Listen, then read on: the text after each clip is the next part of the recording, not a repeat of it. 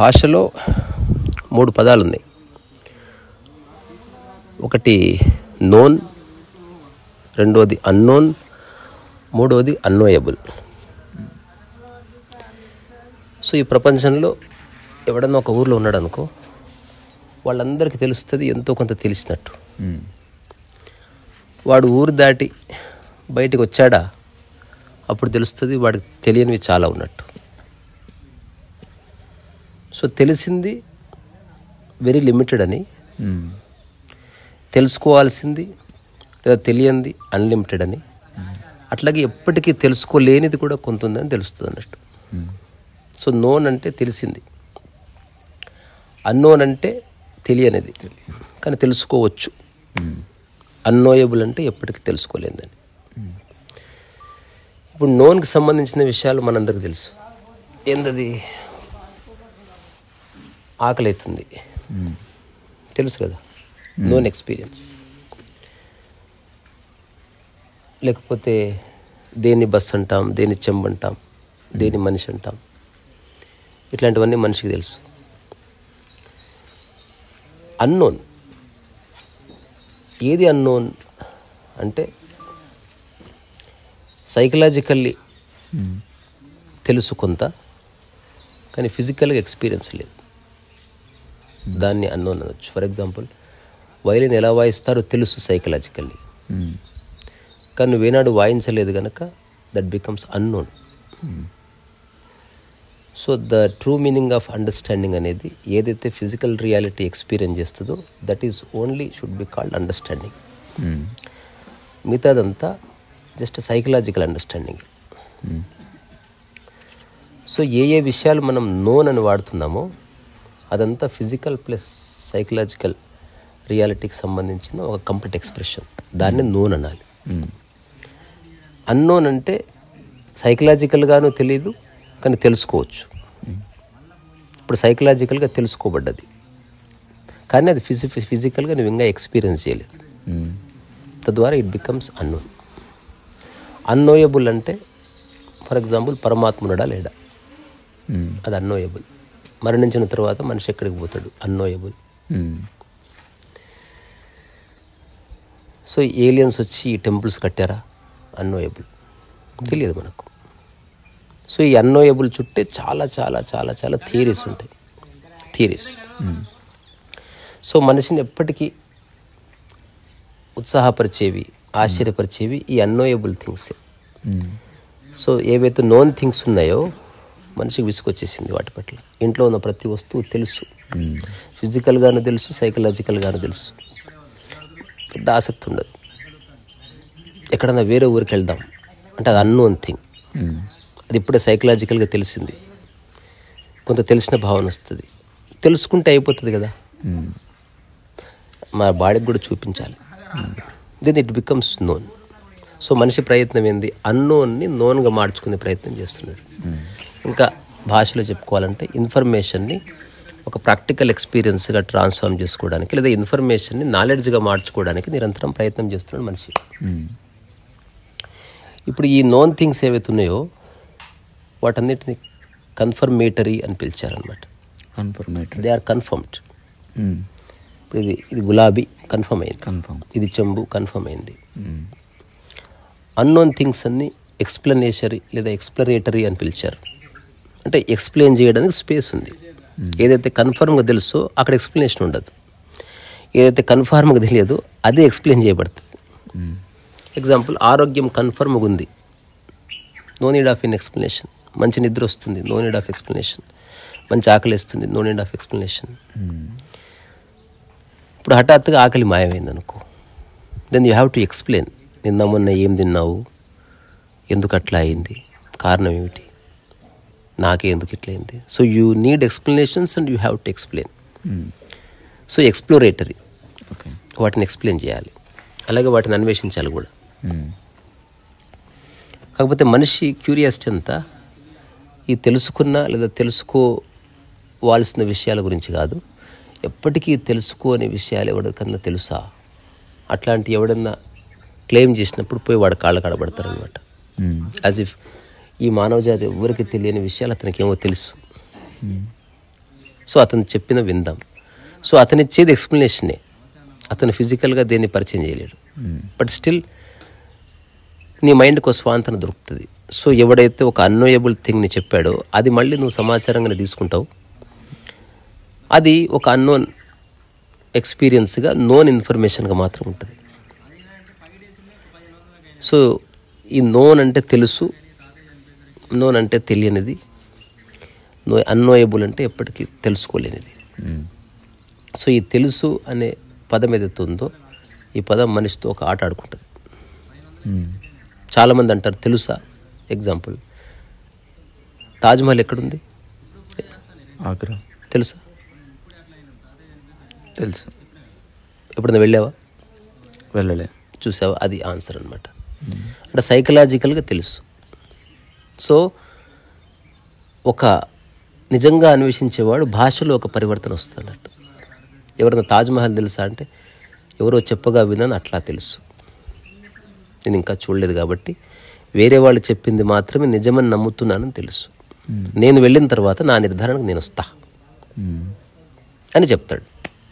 అంతే తప్ప 100 మంది చెప్పారు తాజ్మహల్ గ్రేటెస్ట్ ఆర్కిటెక్చర్ అయిపోయింది బాత్కతం, మళ్ళీ నేను చూసేది ఏంది, అట్లుండదు. సో నీవు ప్రాక్టికల్గా అనుభవించి అక్కడి నుంచి పలవరిస్తేనే అది నీకు సంబంధించిన జ్ఞానం అవుతుంది. వెయిట్లోనైనా ఏదో ఎందులో అయినా మిగతాదంతా సమాచారం అంతే. కొంత వర్బల్గా, కొంత విజువల్గా, కొంత వర్చువల్గా రకరకాలుగా నీ మైండ్లో సమాచారం వచ్చి కూర్చుంటుంది. ఆ సమాచారాన్ని నువ్వు ఎప్పుడు తాజ్మహల్ని ఎప్పుడు చూడలేదు, కానీ తాజ్మహల్కి సంబంధించిన పుస్తకాలను చదువుతున్నావు. షాజహాన్ ఎవరు, ముంతాజ్ ఎవరు, తాజ్మహల్ కట్టే కంటే ముందు ఒక రిప్లికా బిల్డింగ్ ఎక్కడ కట్టారు, ఓహో బుర్హాన్పూర్లో కట్టారు, ఓహో బుర్హాన్పూర్ అనేది ముంతాజ్ బేగం యొక్క తల్లిగారిల్లు, ఓ అక్కడ తాజ్మహల్ అంటే ఒక చిన్న స్ట్రక్చర్ ఉంది, ఓహో ముంతాజ్ చనిపోయిన తర్వాత తాజ్మహల్ పూర్తి కాలేదు, మరి ఆమెను అక్కడ పూడ్చిపెట్టాలనుకున్నారు కాబట్టి అంతవరకు డెడ్ బాడీని ఎక్కడ పెట్టారు, ఓహో బుర్హాన్పూర్లో ఒక చిన్న బిల్డింగ్ కట్టి ఒక మక్బరా కట్టి దాని కింద పెట్టారు, మరి డెడ్ బాడీ చెడిపోతుంది కదా, డెడ్ బాడీ చెడిపోకుండా అంటే ఏం చేయాలంటే చుట్టుపక్కల ఉన్న నది నీళ్ళని తీసుకొచ్చి ఆ డెడ్ బాడీ చుట్టూ ప్రవహించినట్టు చేశారు. తద్వారా డెడ్ బాడీ ఎప్పుడు చల్లగా ఉండటం వల్ల స్మెల్ రాలేదు. తాజ్మహల్ కట్టడం పూర్తయిన తర్వాత ఇదంతా ఒక థియరీ తెలుసుకున్నావా? అంతలో ఇంకెవడో థియరీ చెప్పాడు, అసలు తాజ్మహల్ కాని కదా హిందూ దేవాలయం, తేజో మహాలయం అది అన్నాడు. వాళ్ళు అక్కడి నుంచి ఇన్ఫర్మేషన్. ఇప్పుడు నువ్వు ఒక స్టేజ్ ఎక్కి అందరగళంగా మాట్లాడుతున్నావు, కానీ నువ్వు ఎప్పుడు తాజ్మహల్ చూడలేదు. So most of the people వాళ్ళు చెప్పే అన్ని విషయాలు మానసికంగా పరిపక్వమైన వ్యాఖ్యలే తప్ప వాడు ప్రాక్టికల్గా ఏనాడు చూడలేదు. ప్రాక్టికల్గా ఎక్స్పీరియన్స్ చేసిన ఎవడైతే ఉన్నాడో తాజ్మహల్ కట్టిన వాడి దగ్గర ఏ ఎక్స్ప్లెనేషన్ ఉండదు, బికాజ్ వాడు కట్టాడు కనుక. అవునండి కట్టమన్నారు, కట్టాం, అయిపోయింది. ఇలా కట్టామంటే ఈ రాయితో కట్టాము, ఇన్నేళ్ళు పట్టింది, నెక్స్ట్ ఇంకా ఎంతమంది పనిచేశారు, 3000 మంది పనిచేశారు. ఇంకా అంటే ప్రతిదీ తెలుసు కదా. తెలుస్తున్న ఎవరికైతే పరిపూర్ణంగా తెలుసో వాడు మౌనంలోకి త్వరగా ఎంటర్ అవుతాడు. ఎవరికైతే ఓన్లీ సైకలాజికల్గా తెలుసో వాడు మాట్లాడుతూనే ఉంటాడు.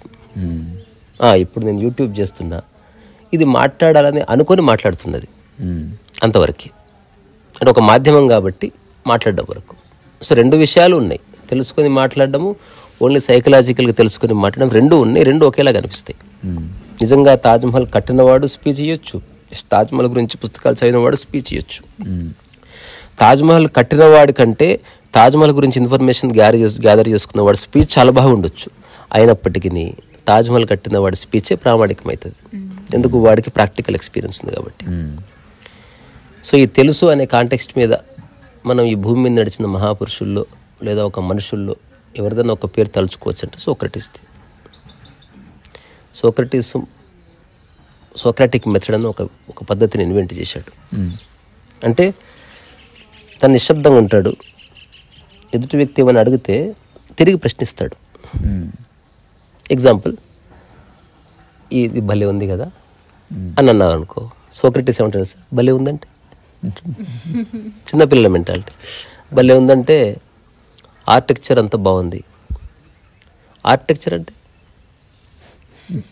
సో ఎదుటి వ్యక్తికి హఠాత్తుగా ఆగిపోతాడు. అప్పుడు సోక్రటీస్ అంటాడు, ఓహో నీకు మొత్తం తెలియదు అనమాట, కానీ నువ్వు తెలుసు అనుకుని అజ్ఞానంలో ఉన్నావు. మరి ఇప్పుడు ఎదుటి వ్యక్తి ప్రశ్నించాడు, మరి నీకు తెలుసా, నాకు తెలియదు అని తెలుసుకున్నాను. తద్వారా నేను జస్ట్ చూస్తున్నా, మనం పొద్దున డిస్కస్ చేసిన నిర్విషయం. నువ్వు తెలుసుకొని ఇన్ఫర్మేషన్ క్యారీ చేసి చూడక్కర్లే, ఊరికే చూడు. ఆ బోర్డు ఇన్ఫర్మేషన్ నీకు అడ్డు రాక్కర్లే ఒక దాన్ని ఎంజాయ్ చేయడానికి. ఇట్లాగ ఒక చిన్న స్టోరీ ఉంటుంది. లావచ్చు ప్రతిరోజు మార్నింగ్ వాకింగ్కి వెళ్తాడు. కొన్ని సంవత్సరాలుగా వెళ్తున్నాడట. ఇది కథనే, ఇప్పుడు ఇది నా అనుభవం కాదు, సమాచారం క్లియర్గా చెప్తున్నా కదా, ప్రాబ్లం లేదు. ఎవరైనా ఈ కథ తప్పు అన్నా కూడా నేనేం పట్టించుకుని, బికాజ్ సమాచారమే. నెక్స్ట్ ఇంకో కథ చెప్పుకుందాం. ఆ దారిలో ఒక ప్రొఫెసర్ అంటే బాగా చదువుకున్న ఒక వ్యక్తి ఉన్నాడు. ఆ వ్యక్తి లావచ్చు పోతుంటే ఎర్లీ మార్నింగ్ 4:30కి అడుగుతున్నాడు, ఏమంటే ఎడిపోతున్నారండి పొద్దున్నే అంటే లావచ్చు ఏమి చెప్పకుండా పోతున్నాడు. మళ్ళీ నెక్స్ట్ డే అడిగాడు, ఎటు పోతున్నారు? మిమ్మల్ని నేను అడిగేది, చెప్పరేమిటండి? అతను 3-4 డేస్కి ఎవరో చెప్పారు, ఆయన పొద్దున్నే బోర్డు సూర్యోదయం చూడండి పోకుండా అంత పోజు కొడతాడు. ఇప్పుడు వెళుతున్న వాడేమో నిశ్శబ్దంగా ఉన్నాడు, ఇంకా వెళ్ళలేదు, కానీ దాని మీద వ్యాఖ్య కూడా చేసేసాడు. చిన్నప్పటి నుంచి చూస్తున్నాను ఏముంది బాడీ, అట్లా నాకు లావచ్చు చాలా గొప్పవాడు, అట్లా నాకు మనం చూసే చూపు వేరు, అతను చూసే చూపు వేరు. There must be some difference. అంతెందుకు, ఈ చెట్లను మనం చూస్తే ఒకలాగా, విన్సెంట్ వ్యాంగో చూస్తే మరొకలాగా, ఈ రాయిని నేను చూస్తే ఒకలాగా, మైకిలాంజలో చూస్తే ఇంకొకలాగా, ఈ నేలను నేను చూస్తే ఒకలాగా, ఓ రైతు చూస్తే మరొకలాగా. మొత్తం మారిపోతుంది. చూసేవాడి దృష్టిని బట్టి, వాడి స్వీయ అనుభవాన్ని బట్టి దాని యొక్క క్యాలిక్యులేషన్ ఈక్వేషన్ మారిపోతుంది. సో ఫైనల్గా లావచ్చుని అటకాయించాడు, అడ్డుపడ్డాడు. ఎటుపోతున్నారంటే లావచ్చు చెప్పాడు, సూర్యోదయం చూడడానికి. నేను వస్తాను మీతో పాటు అన్నాడు. సూర్యోదయం చూడడానికి నాతో మీరు రావక్కర్లేదు, మీరు కూడా వెళ్ళొచ్చు అని వెళ్ళిపోయాడు. అరే ఎంత ఆరోగ్యంటే ఆ మనిషి అసలు, వస్తా అంటే అట్లా అంటాడు. మళ్ళీ నెక్స్ట్ డే మళ్ళీ ఆపాడు, రేపు పొద్దున పోతూ పోతూ కేక్ ఇవ్వండి నేను వస్తాను. లావచ్చు ఏమనకుండా వెళ్ళిపోయాడంట. 3-4 రోజులు అయింది, ఏ కేక్ వేయలేదు. ఈ ముసలికి బాగా బల్పు ఉన్నట్టుంది, మనమే లేచిపోతే అయిపోతుంది కదా. ఆ తర్వాత లావచ్చు కంటే ముందే తయారై ఉన్నాడు. సో వీడు దారి నుంచి సూర్యోదయం చూడాలంటే ఒక 2-3 కిలోమీటర్స్ ఆ నడుస్తూ ఆ ప్రొఫెసర్ రకరకాలుగా మాట్లాడు, ఆ చెట్లు చూశారు లావుడ్స్ గారు ఎంత బాగున్నాయి, అసలు ఆ రాయి చూశారు. రావచ్చు ఏం మాట్లాడారు, మిమ్మల్నేనండి ఎంత ఎక్సలెంట్, చూడకుండా పోతున్నారు పిచ్చోళ్ళలాగా. ఆ తర్వాత సూర్యోదయం కూర్చున్నాడు, చీకటి ఉంది, వస్తుందా కాసేపట్లో? అచ్చా కాసేపైనా వస్తుందేమో, చూద్దాం మీరు వచ్చిన నన్ను పిలుస్తారా? ఏం మాట్లాడట్లే. ఫైనల్గా సూర్యోదయం వచ్చింది, ఇలా వచ్చి దాన్ని చూస్తూ కూర్చున్నాడు. ఒక 1/2 గంట అయింది, మళ్ళీ లేచి వచ్చాడు. అంత మంచి సూర్యోదయాన్ని పట్టుకొని ఒక పాట పాడరు ఏంటండి మీరు, అసలు సూర్యోదయం అంటే తెలుసా మీకు? నిన్న చెప్పాడు. ఆ తర్వాత ఫైనల్గా లావచ్చు అన్నాడంట ఒక మాట, దాదాపు 25-30 సంవత్సరాలుగా ప్రతిరోజు చూస్తున్నా, నాకు తెలియదు అదేమిటో. నేను అడిగాను నిన్ను చెప్పని, నేను అడిగాను నిన్ను రమ్మని, you are just disturbing me. నువ్వు ఎక్కడ చూస్తున్నావు? నీ మైండ్లో ఇన్ఫర్మేషన్ చూస్తున్నావు. You are just dealing with known things which got encapsulated in the realm of mind. అంతవరకు నిజంగా చూడు, ఇన్ఫర్మేషన్ మధ్యలో రానియకు. నిన్న చూపించావు రాయని మాకు తెలీదా? ఒక గులాబీ చూడు మాకు తెలీదా? చూసాం. ఇప్పుడు గులాబీని నా నుంచి విడదీసిన, గులాబీ స్వేచ్ఛలో ఉంది. నా షాడో దాని మీద పడకుండా, అసలు నేను వెళుతున్నట్టు కూడా వాటికి తెలియకుండా నిశ్శబ్దంగా పోతున్నా, అవి నిద్రిస్తున్నాయేమో. నా సెన్సిటివిటీ వేరు. So you are just an encyclopedia Britannica of information which is of no use. నేను చూసే పద్ధతి వేరు. నా మాట విని మీరు చాలా బాగా ఆస్వాదిస్తున్నారు, మీ తిప్పలకు మీరు కూడా నన్ను వదిలేయండి. సో నిజంగా ట్రావెల్ చేసినవాడు అతిగా ఆవేశపడ్డు. నిజంగా ట్రావెల్ చేసినవాడు ఎక్కువ సామాన్ తీసుకెళ్ళాడు. నిజంగా వంట వచ్చినవాడు ఎక్కువ గిన్నెల శబ్దాలు చేయడు. నిజంగా వయలిన్ వచ్చినవాడు అపశృతులు వాయించాడు. నిజంగా జీవించడం తెలిసినవాడు ఎవరిని డిస్టర్బ్ చేయడు. ఇవన్నీ ప్రమాణాలు. Otherwise you have not understood anything. So అందుకని చాలామంది అనుకుంటారు తెలుసని, కానీ తెలియదు. సో తెలుసు ఏ తలంలో చెప్పవు, మానసికంగా తెలుసు. ఎవరో పుస్తకం చదివారు, ఇన్ఫర్మేషన్గా తెలుసు. ఎక్కడో బొమ్మ చూశాను, బొమ్మ వరకే తెలుసు, దానికి అటుపక్క ఎట్లుందో తెలియదు. రెండవది, నేను చూశాను అయినా కొంత తెలుసు, నేను చూసింది ఫైనల్ ఏముంది. నేను చూశాను తాజ్మహల్, నువ్వు చూశాం. ఇప్పుడు రెండో ఒక సమస్య వస్తుంది. నువ్వు గొప్పగా ఉందంటున్నావు, నాకు మామూలుగా ఉందనిపించా, నువ్వు నన్ను తిడుతున్నావు. ఇప్పుడు తెలివి లేనివాడు మళ్ళీ వాదులు అట్లా పడతాడు. తెలివైనవాడు మీది కరెక్టే, మీకు గొప్పగా అనిపించింది, అలా ఉండండి. నాకు కరెక్టే, నాకు గొప్పగా అనిపించలేదు, అది నా అవగాహన, నేను ఇలా ఉండనివ్వండి, నాతో ఎందుకు పోరాడుతున్నారు? మీ అనుభవంతో మీరు జీవించండి, నా అనుభవంతో నేను జీవిస్తాను.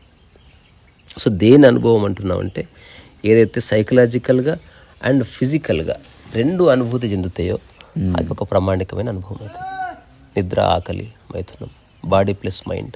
ఫుట్బాల్ ఆడతారు, క్రికెట్ ఆడతారు, ఊరికే సైకలాజికల్గా ఆడుకుంటే సరిపోతుంది కదా. నేను 4 కొట్టినప్పుడు ఆపరా చూద్దాం, ఆపాను, ఆపలేదు, ఇట్లా ఆడుకోవచ్చు కదా. ఫిజికల్గా ఎందుకు ఆడాలి? సో బాడీ ప్లస్ మైండ్ రెండు కలిస్తేనే యాక్ట్ పరిపూర్ణమవుతుంది. బాడీ ప్లస్ మైండ్ రెండు కలిసి మైండ్లో ఏ కరప్షన్ లేకపోతే అది ది మోస్ట్ ప్యూరెస్ట్ యాక్ట్గా మారిపోతుంది. అదర్వైజ్ అందరూ బాడీ మైండ్ కలిపే చాలా చేస్తారు, బట్ ప్యూరిటీ ఎందుకు ఉండదు? ప్రపంచం దూరింది కాబట్టి. సో అనుకుంటే ఈ విషయం గురించి ఒక ఎన్సైక్లోపీడియా బ్రిటానికా రాయొచ్చు, నోన్, అన్నోన్ అండ్ అన్నోయబుల్, లేదా ఈ మాత్రం వ్యాఖ్యజాలు. సో ఇది ఎక్కడుంది? పెద్దపల్లి దగ్గర అండాలమ్మ టెంపుల్ ఇది. కాకపోతే ఈ టెంపుల్ పూర్తిగా జీర్ణం అయిపోయింది. తర్వాత ఆ లోపల ఉన్న గర్భాలయాన్ని ఆల్రెడీ దుండగులు నాశనం చేసి దాని కింద బంగారం ఏదో ఉంటుందని వచ్చి ధ్వంసం చేసిపోయారు. ప్రస్తుతానికి ఏదో ఒక ఉత్సవ విగ్రహం లాంటిది పెట్టారు అక్కడ, దాని ముందు దీపం. అది దీనికి ఉన్న శాంక్టిటీని కాపాడడానికి ఇక్కడ ఉన్న లోకల్ గవర్నమెంట్, లోకల్ ఎమ్మెల్యే దీని చుట్టుపక్కల ఒక ప్రకృతి వనం ఏర్పాటు చేశారు. సో పొద్దున్నే ఇంటర్నెట్లో కనిపిస్తే మైథిలి చూసి ఇదేదో బాగుందంటే చూడ్డానికి వచ్చాం. అరే ఆ కొండ చూపిరా, అది రామగిరి కిలా కదా.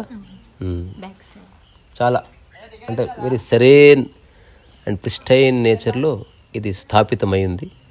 ఇది కట్టి ఒక 300 సంవత్సరాలు. దీని మీద ఆర్కిటెక్చర్ చూపించు. సో ఈ ఆర్కిటెక్చరు మన స్టోన్ కార్వింగ్స్ కావు, డంగు సున్నం, బెల్లం ఇట్లాంటి వాటితో ఇప్పుడు చార్మినార్ ఎట్లయితే కట్టారో అట్లాంటి ఒక కన్స్ట్రక్షన్ ఇది. ఈ కన్స్ట్రక్షన్ స్టైల్ని బట్టి తెలుస్తుంది ఒక 300 years, మ్యాక్సిమం 400 years, అంతకంటే ఎక్కువ కాదు. ఎందుకంటే చార్మినార్ కట్టినటువంటి ఒకనొక శైలి కనిపిస్తున్నది. కాకపోతే దీంట్లో బ్యూటిఫుల్గా అనిపించేది, I want to show you one thing, ఇంతవరకు ఎక్కడ చూడండి. దారా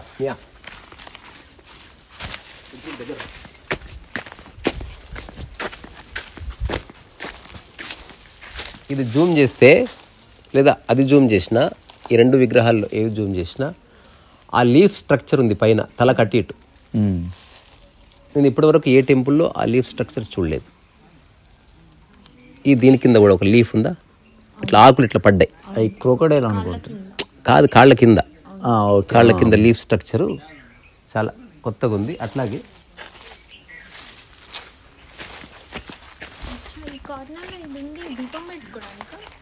ఏందన్నా ఇది ఏదో కొండలా ఉంది, తెలీదు మనకు. అచ్చా అది ఎంత లైన్ ఉంది. ఆ రామగిరి కిల్లా నుండి దీనికి ఏదైనా కనెక్షన్ ఉందేమో. సో ఇప్పుడు ఇదంతా చాలా పురాతన దేవాలయం కాబట్టి ఆదరించే వాళ్ళు లేక కొంచెం ధ్వంసం అయిపోయింది. కాకపోతే ఆర్కిటెక్చర్లో ఒక మంచి సెన్సిటివిటీ ఉంది. మరి ఎవరో దీన్ని స్థపతి మనకు తెలియదు. బట్ తర్వాత దీంట్లో మూల విరాట్ ఎవరు, లేకపోతే ఎవరిని పూజించే వాళ్ళు మనకేం తెలియదు. మైథిలి ఒకసారి ఎట్రానా ఆ బాటిల్ తీసుకుందిరా. దీని యాక్చువల్ కలర్ అదే అనుకుంటా, బ్లూ కలరా? కాదు, ఎల్లోయిష్గా. అదే అవును అవును అవును. దాని నుండి దీనికి ఏదైనా కనెక్షన్ ఉందేమో అనిపిస్తుంది. ఏంటి రా వీడియోలో ఒకసారి. ఏకశిల రథముపై లోకేచువడిలోన ఓర చూపుల దేవి ఊరేగిరాగా. ఆ పాటలో ఉంటుంది ఒకటి మంచి అర్థం, రాతి స్తంభాలకే చేతనత్వం కలిగి. అసలు ఈ టెంపుల్స్ ఎందుకు కట్టిర్రు, ఎందుకు కట్టిర్రు అంటే దానికి ఆన్సర్ తెలుసా? నిజం ఇది. కొంగుముడి వేసుకొని కొత్త కొత్త దంపతులు కొడుకు పుట్టాలని కోరుకున్నారని శిలలపై అంటే బాగా నమ్మకం నమ్మకం. ఆ పైన మన భారత జాతీయ పతాకాన్ని చూపించు. ఆ తర్వాత tata bye bye. Tata bye bye.